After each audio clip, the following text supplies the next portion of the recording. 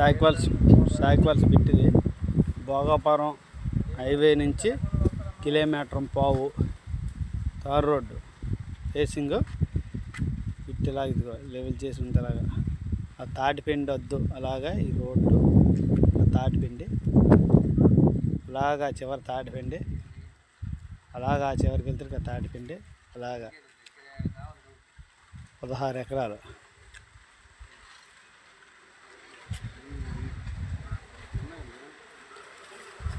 Sixty 40 race.